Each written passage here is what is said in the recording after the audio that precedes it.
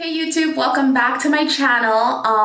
No, you guys are not wrong. This video is about skincare and my skin journey and acne, and this makeup isn't going to be, in the video. You guys are going to see my actual skin, but I decided that I was going to do a get ready with me because first of all, I have to go out tonight and I needed to get ready, but I also wanted to film this video. I decided to do a full-blown get ready with me as opposed to my skincare routine because my skincare routine is actually not that long and I had a lot to talk about, so I was just like, you know what, let me do my skincare routine and get ready for the night and we'll talk about all this stuff. I'm gonna be talking about a lot of good stuff like, my skincare routine, all the things that I've tried over the past 5 years. And basically in this video, the main topic that I'm going to be talking about is just my skincare and my skin journey and how I took my face looking from this. Oh my god, let's get started. As you can see, I've already done my eyebrows to this. And I feel like I've finally found the right mix of products for me. And how I'm just feeling really confident and happy with my skin because I think that's a huge thing that's not, encouraged enough. Let's get into it. Okay, so here we are. I actually do have some notes because there are some specific points that I would like to touch on and, to keep this video focused and structured and not too long, me just rambling. And they are my skin overview because, we all have different skin types, different skin problems. And so I just want to give you guys an overview of my skin so if your skin is similar to mine and you have problems similar to mine, maybe you can take some of my advice, whereas if you don't, maybe you should take some of my advice with like a grain of salt.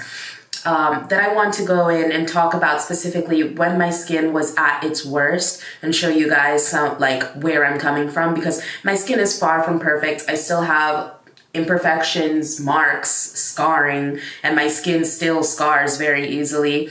But I think that I've come very far, and you guys that are OG followers will know that. And then I want to talk about my skin turning points, specifically when I was doing the Korean skincare routine and why I stopped, introducing acids and retinols to my face, spirulactane, and my mandelic chemical peels. I don't know why autocorrect corrected that to mandolin, but my mandelic chemical peels and my experience with that, because if you guys follow me on Instagram, you'll know that I did that here in Italy, and a lot of you guys wanted to know, did it work? Did I see results? And if I would recommend that you guys do it.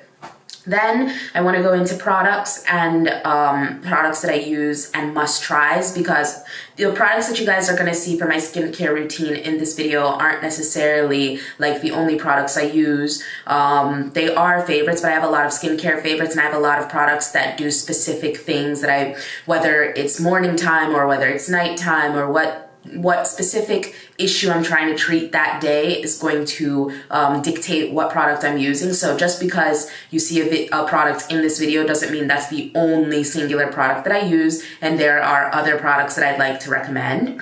And then my advice for people struggling with acne, because I do have some words of wisdom as somebody that's kind of on the other side, at a point where I'm pretty comfortable in my skin. I accept what it is. Like I said, my skin isn't perfect, but I still accept it like this. I could go outside like this and really not care. And so I just want to give especially my younger followers some advice on, dealing with acne. So my skincare routine typically follows the basic steps of cleanse, tone, mask and or serums, and then moisturize and sunscreen, and also pollutant blocker, but I'm going to get into that. For my cleanser, I'm going to be using the Estee Lauder Perfectly Clean Cleanser, which is a mousse, and it can also double as a mask if you want to leave it on and let it sit. I usually do that at night sometimes if I want more of a deeper clean. And my Foreo brush. I've been using a brush to wash my face for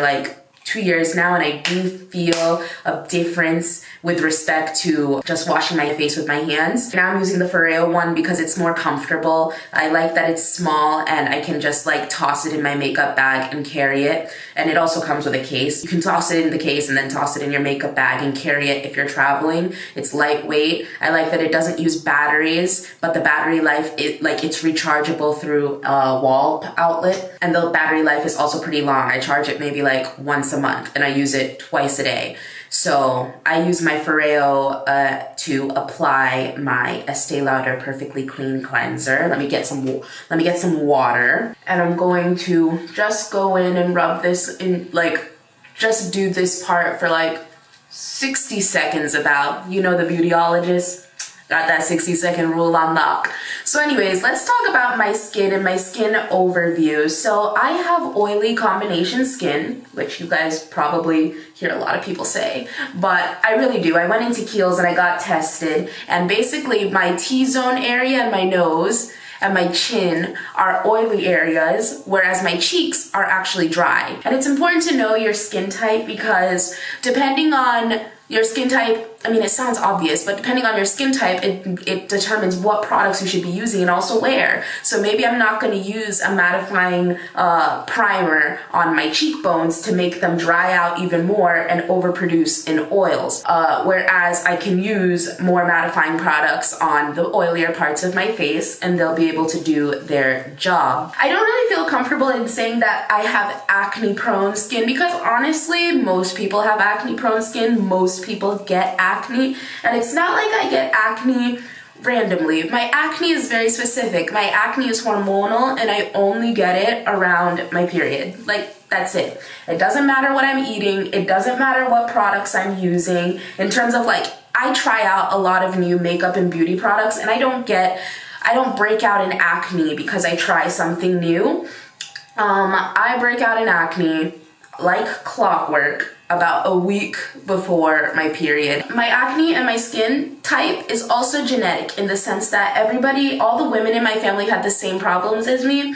They had acne in their teens and early 20s. They struggled with hyperpigmentation and scarring. And then when they had kids and their hormones balanced out, the problem went away. It was like this for my aunt. It was like this for my mom. And the women in my family are like this. So, I mean, on the one hand, it's good because I know that this issue will resolve itself. But on the other hand, it's bad because I know that it's very hard to treat hormonal acne. I've been to 2 dermatologists. I've tried just about all the crazy diets you can think of. I've gone gluten-free. I went on the paleo diet. I was even vegan for a month. And I saw no effects on my skin in terms of food. I'm lactose intolerant, so I'm not out there buying milk. Aside from every once in a while when I have a pizza or some Parmesan on pasta, it's not like I'm out here eating cheese and drinking milk. A bowl of cereal every once in a blue moon, but I don't consume milk, I don't buy milk, and I didn't see that helped my acne. Whether I'm drinking milk or not, I still have acne. I feel like the way that people treat hormonal acne, which is like going on medication, is very hit or miss. Sometimes it works, sometimes it doesn't. And even the 2 dermatologists that I approached, like the way that it seemed that they wanted to treat me was very trial and error. It's like, okay, we'll put you on this birth control and see if that works, or we'll try this antibiotic and see if that works. And I just wasn't really about it, especially since my acne at its worst was caused by a hormonal birth control. And so after that experience, I'm really very wary of, messing with the hormones in any way. So yeah, I went ahead and I rinsed off the mask and I'm just gonna pat that dry. I'm very averse to getting on birth control to solve this issue of acne because, like I said, as it is now, I get my acne like clockwork, and when I do get it, it's not anything drastic. Like, I'm on my period right now, and this is the only issue that I have. A couple of pimples right here, but next week they'll be gone. And I just feel like, I don't feel like risking my mental health, my weight, maybe the acne going away, maybe it not. All the side effects that come with messing around with hormone medications, just to treat this. For me personally, I'm not really about it. And if you want to know more about my birth control experience, I have an entire video detailed on that. So after I cleanse, I tone, and for my toner, I'm using the Clinique Clarifying Lotion Twice a Day Exfoliator. I really like this because the burn says it's working. No, I feel like it is very, it feels very medical. It feels like it's working, and I think it is. Before I was using Clarins Lotion Tonic, and mi sono trovata bene, I liked that. I was using it for like a year, but I got the opportunity to try the Clinique one, and since Clinique is really known for being like pharmaceutical type skincare, I wanted to try it. And so far, I think it's working pretty well. I transferred it into this spray bottle because I just feel like I end up using less product, and it's also it's easier to transport it when I travel. I just pat it into my skin like this. And be careful with the eyes because it shouldn't get into your eyes. And that's why I don't spray it. When I had the Clinique, no, not the Clinique. When I had the Clarins toner, I would spray it directly on my face and then just pat it in. But this, you do not want to spray it and then have it like get into your eyes. So after that, after I've toned is when I usually do my masks and my different like treatments that go to target very specific problems.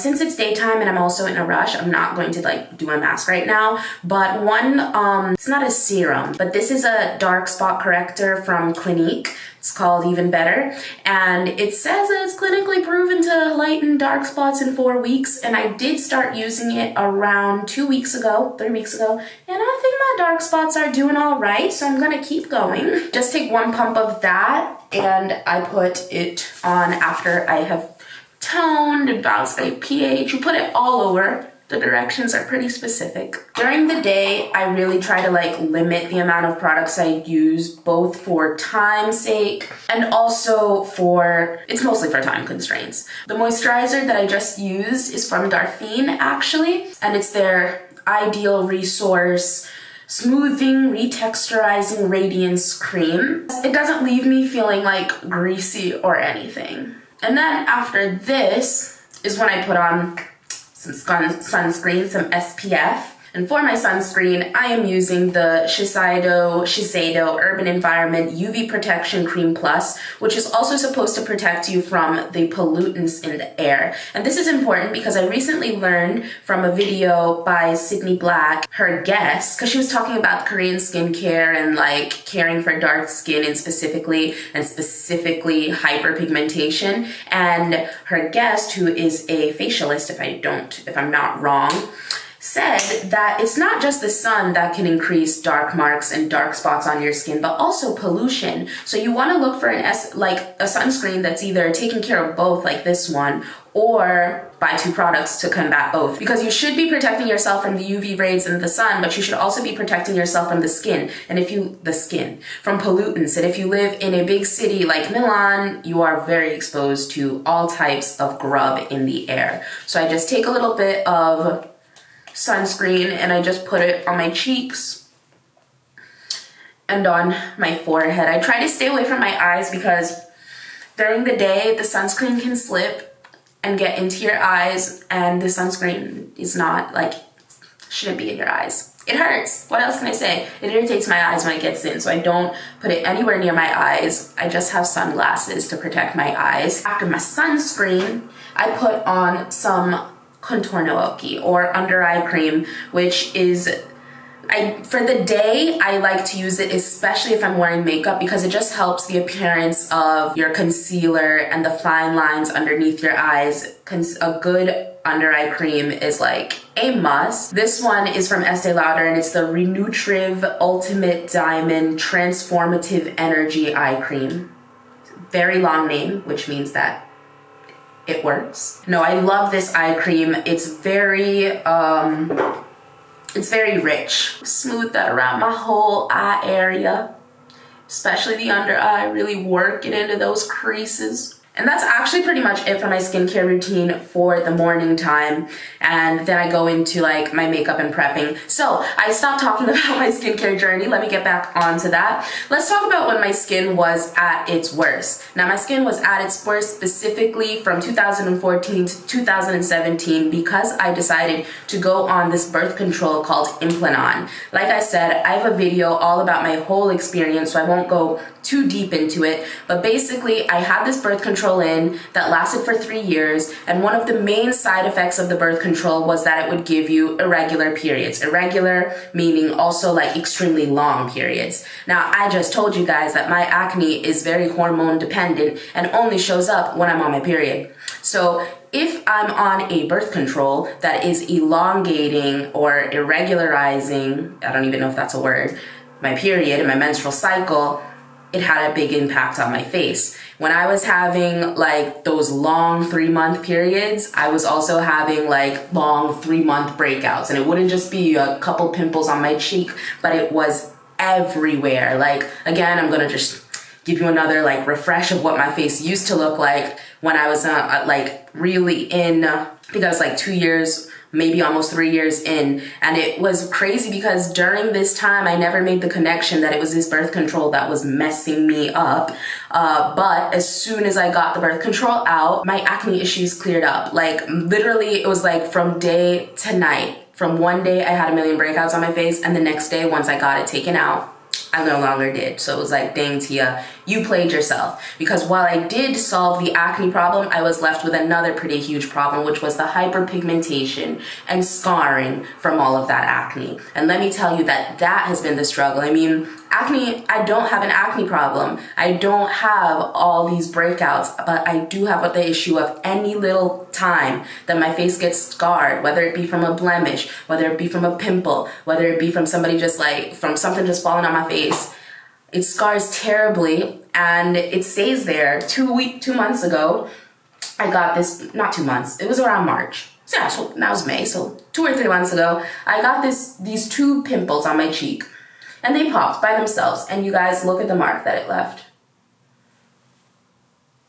That was pretty much my skin at its worst and how I solved the issue. So just to give you guys like a little bit of guidance, a quick recap, not even a guidance or a recap, just to say, going into this next part, I'm doing my makeup. I'm not gonna talk too much about what I'm doing for my base other than the products that I'm using, because I actually learned a couple techniques the other day from my good friend Uche. She's here on YouTube and she has this amazing tutorial on how to get an amazing flawless base, and I want you guys to go learn from her. So I'm gonna still be talking about my skin while I'm doing my stuff. If you want to understand how I achieve the final look of this makeup, which is gonna have a flawless base, even with these 2 pimples on my face, then I'm going to leave the link to Uche's video in the description box. So getting back into it, let me prime my face with MAC's Fix Plus Matte Spray.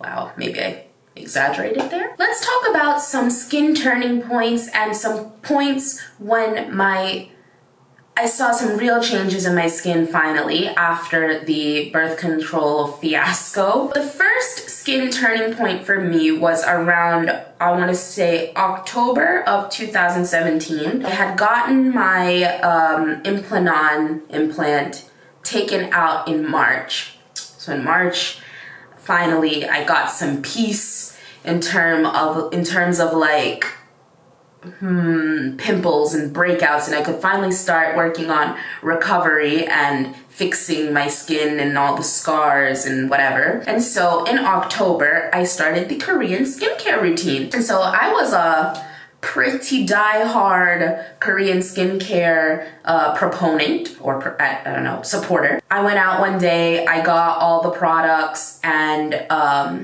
yeah, I'm mixing foundations. If you saw Uche's video, you'll know already. The first one is my Estee Lauder Double Wear Stay in Place Makeup. I went to Warm Honey. Anyways, back to what I was saying. So I was a die-hard Korean skincare fan, y'all. Like, I went out, I bought all the products one day, and voila, I was doing from oil cleanse to water-based cleanse to toner to mask to serum to moisturizer to eye cream to sunscreen every morning and every night, which, looking back on it, was definitely a little bit too much. I was doing a little bit too much. Let's be real, you guys. The Korean skincare routine, it's the way that it's marketed as the 10 steps and not really like what real Korean girls do is a bit much. I would say that I was doing the Korean skincare routine pretty faithfully from October 2017 to May or April 2018. And I definitely used a bit too much foundation, but you know what? we're gonna make it work anyways. The reason that I stopped was because, like I said, it's not really that practical in terms of how many products you're putting on your face. It's just not necessary. Like, while I did see a marked improvement, I was tired of having to use 10 products every night. And I was tired of having to go buy those 10 products again once they got empty, and they were getting empty much faster because you're using them twice a day, every single day. So I was tired of having to buy new products. The Korean skincare routine, at least for me and my budget, wasn't feasible or like realistic in economic terms, but also in terms of like health. It didn't seem necessary to me, and I wanted to get to a point where I could have decent skin without having to use 10 products every single night. I felt like that wasn't asking too much. So I stopped. If you want to know my opinion on whether this Korean skincare routine works, yes, if you follow it, you're probably going to see a huge improvement in your skin. But just know that I don't think that it's something that you can do in the long term, and I don't think it's sustainable. In addition to the 5N2 Double Wear foundation, I'm just going in with a drop, 2 drops of the Fenty foundation in 420. If you want to know why, like I said, go check out Uche's video. But these are basically my 2 favorite foundations, and because of Uche's video, I'm like, since I like this one and I like that one, why not put them together? So back to what I was saying, turning points for my skin. So we got through the Korean skincare routine. Then we get to around like June 2018 when I discovered The Ordinary.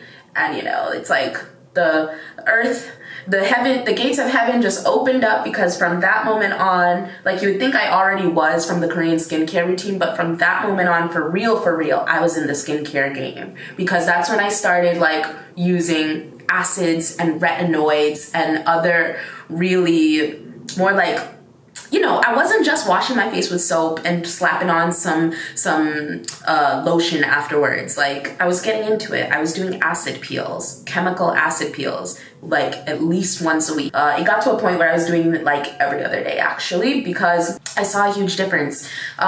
One thing to say about The Ordinary, which actually, no, I'll get back to that when I get into products. So the first product that I started using was their Granulactive Retinoids. Wait, I can't even pronounce normal words, so bear with me as I try to pronounce these scientific ones. But they're Granactive retinoid in 5% in squalene solution. I know what you're saying, but you started in June? That's kind of weird. Well, I did. And I wasn't like scared or anything, because I was already using my SPF 50 Shiseido sunscreen from the Korean skincare routine, so I wasn't worried at all. So now I'm going in with the Nars Radiant Creamy Concealer in the color Walnut. So yeah, so I started using the retinoids, but the retinoids by itself wasn't when I saw the real difference. I saw the real difference when I started using the retinoid along with the AHA acid exfoliator from The Ordinary. That's when that stuff is powerful, and I'm gonna get into that when I talk about my favorite products. That one is definitely one, because it's a miracle product where you use it and the next day you see the difference. And that was kind of a turning point in my skin, because I definitely saw that the dark spots on my face were seeing some improvement with the use of the acid peel once I got to the point where I was using it every other day. And so this went on from June until about March, was when I had another turning point in my skin. About March time, my skin was all right. My skin was fine. Like, I was good.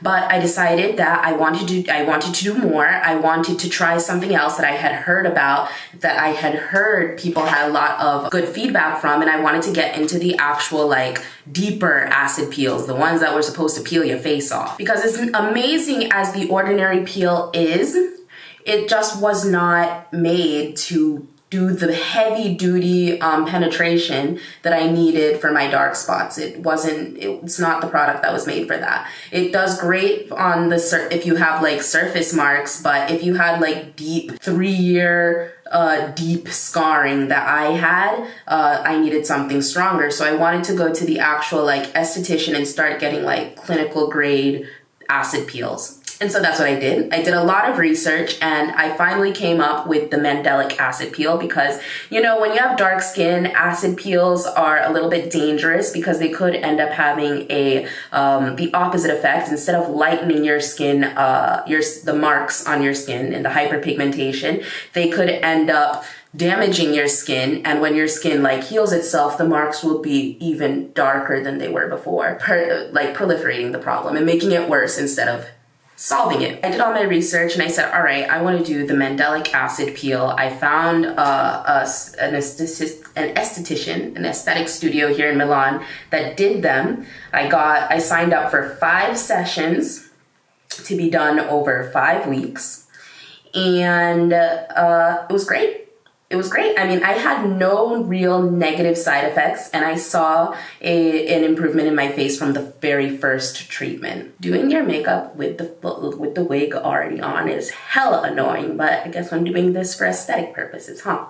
Let's go in and set, especially my under eye area. Like I was saying, after the acid peels, I saw a huge improvement. Unfortunately, it wasn't a miracle product. It's not like I did it and then I came out with no scarring on my face. You could definitely see a huge improvement, but I still have dark spots and hyperpigmentation on various parts of my face. So what I said was, after 5 weeks, I was starting to feel the fatigue of doing it, you know, because it does, what it's basically doing when you do these acid peels is it's encouraging skin generation. It's basically peeling off your skin, and it's making a chemical process to get rid of old skin cells and make new ones. You're basically growing new skin and speeding up the process of growing new skin. You're stripping your face essentially, and you're making it more vulnerable to everything it's already vulnerable to, for example, the sun. So after 5 treatments, I just felt like my skin was like, it needed a break. I wanted to take a break. And plus,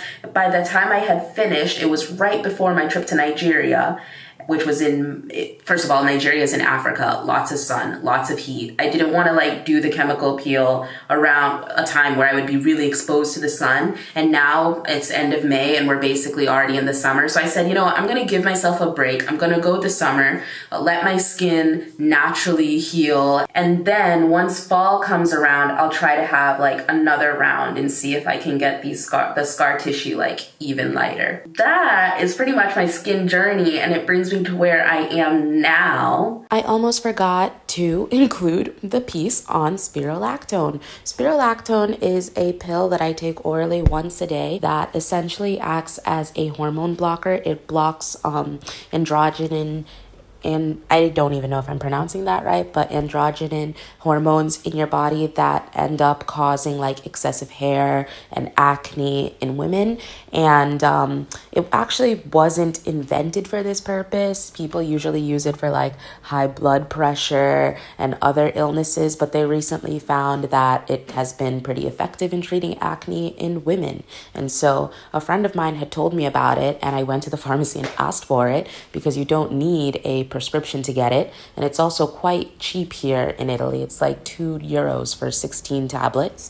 I take once a day the 25 milligrams, which is the lowest dose, and I've seen a huge like decrease in my breakouts since using spironolactone. I'm on my 3rd month, and it's like every month the breakouts get less and less. Now, I'm not a doctor. I'm not telling you guys to go out and get this. Definitely talk with your doctor before you think about going on any type of medication, but I think it's an option that you could consider. And I think the next topic that I was supposed to cover in this video was actually products. But before I get into products that I think you have to have, are worth the money, or are products that are really cheap and so you just have to have them because they're cheap and they work, so it's like, wow. But before I get into all of that, I'm gonna do my eyebrows. Okay, so I went ahead and I did like all of my eye, actually, like lashes, shadow, everything. I'll leave the link to the description. I'll leave the links in the description. I'll leave the links in the description box down below of everything on my eye, lashes, liner, brow product, no worries, I'm actually gonna do it this time. So anyways, skipping into the products that are like must-haves that I think are amazing that you should definitely try out, and the ones you can probably, some that you can probably avoid. Let's talk about on the lower end of the price spectrum, because I do use like a nice mix of low end and high end. The Ordinary is an amazing brand for those two products that I mentioned that I used. You should definitely check out the GUERLAIN retinoid, which comes in different percentages, which comes in different strengths. The 5% is the most strong one they carry, I guess. And the AHA 30% plus BHA 2% peeling solution, which is the 10-minute exfoliating solution, the red mask that you've probably seen on the internet for a while, and then the GUERLAIN solution. Now, these two products had me going and thinking that the Ordinary, since these two products work so amazingly well for me, that all the other products would work well for me as well. But that's not really what happened. I went out and I bought a bunch of Ordinary stuff, and these are the ones that did not work for me. The glycolic acid 7% solution didn't work for me. The vitamin C suspension at 23% plus HA spheres 2% didn't work for me. And the alpha arbutin 2% plus HA didn't work for me, unfortunately. Then going to the higher price range spectrum, actually I decided that there are 3 products that I want to really shout out that do amazing things for my skin. The first one is the Estee Lauder Advanced Night Repair Serum. This is another miracle product where you put it on at night and then you see a huge difference the next day. Basically, it does the same. It encourages skin cell regeneration type thing, and if you have like a breakout or blemishes, you put some of this on at night and you wake up and your skin will be really nice. I also really like the Advanced Night Repair Eye Concentrate Mix, which is basically a really, it's a targeted under eye cream serum. It's very, very good. And another thing is the Proteiny Polypeptide Cream from Drunk Elephant. This stuff is amazing. I got a sample for my birthday. Well, it wasn't my birthday. I went to America last month and I used my birthday gift at Sephora to get this sample, and this moisturizer is amazing. It just is light, creamy, leaves your skin feeling fluffy, if skin can even feel fluffy. So this moisturizer is really, really great, and those are like 5 products that I think must be in your skincare routine, that you can splurge a little bit on these. Yeah. So yeah, I mean, reaching towards the end of this video, I said that my last thing would be, you know, my advice, like some words of wisdom to people that are still like not at a place where they're comfortable with their acne. They're probably still feeling very self-conscious. I've been there. I know exactly how you feel. And I just want to say, like, first of all, I feel like the whole idea of perfect skin is so overrated, because I'm telling you guys, like I said earlier in the video, 90% of people have acne, 90% of people have breakouts, 90% of people like are dealing with what you deal with. And I just think that it's so crazy that we're made to feel inadequate and we're made to feel like bad about it, when that is completely normal. We're made to think that we have to go to these crazy lengths, like putting in like taking Accutane and going on these birth controls. If you go on birth control to solve something like acne, I just feel like, unless it's really, really severe acne, that's a big step. I mean, that's probably just me talking because of my bad experience with birth control, but I personally don't want to be, I wouldn't want to do that to myself, and so I wouldn't want to suggest that for you guys. I feel like acne is a very temporary and treatable situation for most people, and if I could get where I was to where I am today just from like dedication and like research and really targeted treatments, then I feel like a lot of other people can, and I don't think that you should feel you know, uncomfortable in your skin. Like I said, my skin is not perfect. You guys saw, I still have marks. My skin is far from perfect, but I just learned that, you know, that's okay. That's normal. That's fine. And at the end of the day, I'm amazing with makeup, so I can make it work anyways. No, but in all seriousness, you should be feeling comfortable in your skin because you are normal. The people that have perfect skin are the anomalies, and we can call them lucky, but you know, maybe they have other problems that they're dealing with. Nobody's life is perfect, and just love the skin you're in and make it work for you. There will always be things that you'll want to better about yourself, that you'll want to better about your skin, and that's great. Go for it. Do them. But also know that you're fine. You're worth it. You're perfect the way you are. And any change that you're going to make is just because you want to make it, not because you feel bad or you think that this change will make you feel better. Although I don't know, for some people it might. But I don't want any of my followers to feel like they have to go through to extreme lengths to solve this life-ending problem like acne, you know? I don't know, that's just me. You can take my advice with a grain of salt. I can definitely understand wanting to feel more comfortable in your skin. We live in a world that really judges a lot on appearances, and I'm aware of that, and I don't want to seem like a hypocrite, but I also think that everybody should know that you are allowed to be comfortable in your own skin, and you are allowed to love yourself just like I do. People still like give me advice on my skin and how I can do this, that, and this other thing to make my skin perfect. But I'm just like, I'm actually happy with where my skin is now. I don't have insane amounts of textures. I'm not having breakouts every other day like I used to. Like, I'm happy with how my skin is now, and I just want for everybody to get to a point where they can say that as well. So this is my like makeup look. I'm gonna just finish it off with a gloss. Thanks for coming to my TED Talk, you guys. This is the new Fenty Beauty Luscious Lip Balm that I'm applying before. I was gonna wear We Makeup's Ever Liquid Lipstick, but I didn't want it in this color. I wanted it in the more berry color, but whatever. I'm gonna go with this because I'm about to be late. I'm using 33 and the color is just number 33. Doesn't have a name. That's fine. I almost forgot to do my highlight. Why didn't anybody tell me that I was forgetting to do my highlight? Because I'm in here talking to myself, that's why. Just remember that, you know, a lot of these influencers on Instagram, and mostly on Instagram, let's be real, that's the real culprit, are out here face tuning themselves to the gods, using Photoshop, and you know what? I'm not even hating on them for it because they're not doing anything new. That's what magazines and TV and, you know, traditional media taught us that apparently we have to do. But you don't need to. You can just love yourself. Okay, so in the end, this is tonight's look. Like I said, I used We Makeup's Ever Liquid Lipstick. They're really cool. They're an Italian brand. I like them and their lipsticks. So this was my video. Hope you guys liked. Be sure to like and subscribe if you haven't already. Leave down in the comment section down below, you know, your skincare story. Let's share, because like I said, we all have different skin, we all have different problems, and who knows, maybe your comment can help somebody out more than my video did. With that being said, like I said, be sure to like and subscribe if you haven't already, and I'll see you guys in my next one.